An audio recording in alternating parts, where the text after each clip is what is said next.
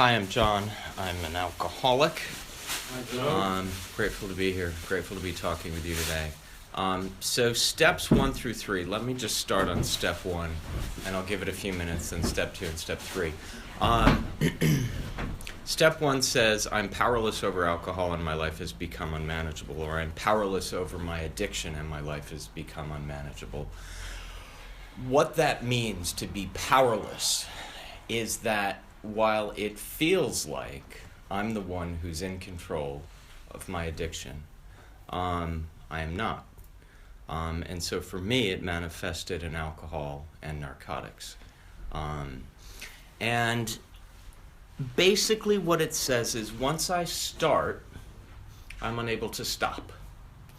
And when I do stop, for whatever reason, the hangover's too bad or I feel too awful about myself, I am doomed sooner or later to start again. So I'm basically in a cycle where I'm screwed, and I'm doomed to keep this cycle up unless something happens to change it. So with me, it was drinking mostly. And when I drank, I wanted to continue drinking. When I stopped, no matter how hard I tried, no matter what I did, no matter therapy or exercise or working a lot or being a control freak over my life or getting involved in a relationship or taking a vacation, I would go back to drinking again, eventually. And most of the time I couldn't go for more than a few weekends, 1 or 2 weekends. What does it mean for my life to be unmanageable? The second part of step 1. There's a lot of different interpretations on this. I mean, for me, the unmanageability was in 2 ways. One is my life was a mess. And at various points, because I drank from the age of 16 to 28, then I stopped for 8 years and I was in AA. Then I relapsed because I forgot that lesson that I'm powerless. So from 1999 until 2007, I was sober. And I relapsed on Valium. And I stayed out for 3.5 years. So unmanageability when I was 17 and drinking and unmanageability when I was 37, very different things. Basically, it means that in some way, shape, or form, my relationships are messed up. My finances get messed up. My performance at work gets messed up. My ability to keep my life intact deteriorates. But then there's another side of it, and that is my emotions are messed up. I'm always angry. I'm always in a bad mood. I'm always either euphoric or pissed off. I walk down the pavements in New York where I lived, and I'd be angry if people walked too slowly, if people walked too close to me, if people walked into me. If the pavements were too crowded, I'd get angry. I'd get to work, and I'd want to yell at people on the phone. And I'd feel victimized by a million different things. By my partner, by my friends, by my boss, by my colleagues, by politicians that I'd never met. I felt just very angry all the time until Thursday, because that was getting close to the weekend. And then I'd start getting excited. And if I could get through Thursday without getting too wasted, it would be Friday, and I'd be utterly euphoric and ecstatic about a weekend of drinking ahead of me. And so similar cycles exist in other addictions. We're very good. We're very good all week. And then we get to the weekend and we get to engage in what we like to do best. Because I was very good all week. So my emotions were unmanageable. My external life, depending on what age I was increasingly unmanageable. And I couldn't, for the life of me, stop drinking. I tried church. I went to church. I went to therapy. I tried better living through benzodiazepines, so Valium and that stuff.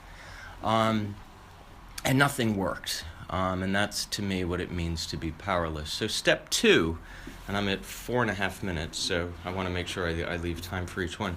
Step 2 basically says to me, in step 1, you have acknowledged that you're screwed and that you're going to keep engaging in your addiction until you die, because you're doomed. And my life is shit until then.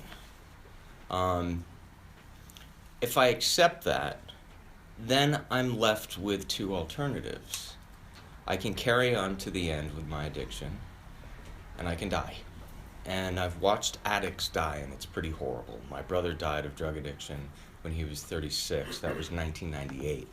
And it's a pretty bad way to die. Or I can accept this 12-step program, and I didn't understand what it meant when I first came in. I thought you just went to these meetings and sort of complained together and held hands in a dark room, and because we're strong, we'll be able to get through those times when we feel like engaging in drugs, alcohol, sex, food, whatever it is, because we're sitting in a room in the dark and we're going to be strong together. But I didn't really understand what the whole thing was about. So step 2 says, came to believe that a power greater than ourselves would restore us to sanity. So to me, the process of being restored to sanity, in the first instance, was to remove me from my addiction, to remove me from alcohol and drug abuse. And I didn't get it in the beginning, but step 2 basically says, in the big book, all they ask is that we be willing to believe that there is something stronger than our willpower that may be able to save us. But before you can accept that, I had to believe that I was doomed, and I knew I was doomed. I watched my brother die. I saw the exact same patterns happening with me. So basically I said, all right, screw it. I'll see what this thing does, and I'll do it to the best of my ability, not because I'm good, not because I'm saintly, but because I'm fucked, and nothing else is going to work. And I'm terrified, and I don't want to die, and I don't want to lose my job, and I don't want to put my parents through the death of another child. And I have a lot to live for, so I'm going to try this, even though I don't know what this is. I don't know what God is. I have no understanding of a higher power. There's the church thing, which was fine, but I didn't get it. Step 3 says, all right, we made a decision to turn our will and our lives over to the care of God as we understood it. Very abstract, very hard to understand, very hard to put into practice. But for me, it boils down to looking at the basis of how I had lived for my first 28 years on this planet. And I lived on the basis of, I want to make my life nice for John. Fuck everyone else. I want my life nice for me. So I want a nice job, and I want nice things, and I want nice pretty toys, and I want shiny objects and nice clothes and a partner who's very good looking that everyone wanted to sleep with. And I wanted prestige, and I wanted power, and I wanted looks, and I wanted thrills, and I wanted excitement, and I want. And the purpose of life, I believed, was to get those things. And to exert one's will to the maximum power possible to get what one wants. So that's how I lived. Step 3 says that basis of living will not work to keep you sober, to keep you clean, and to keep you happy.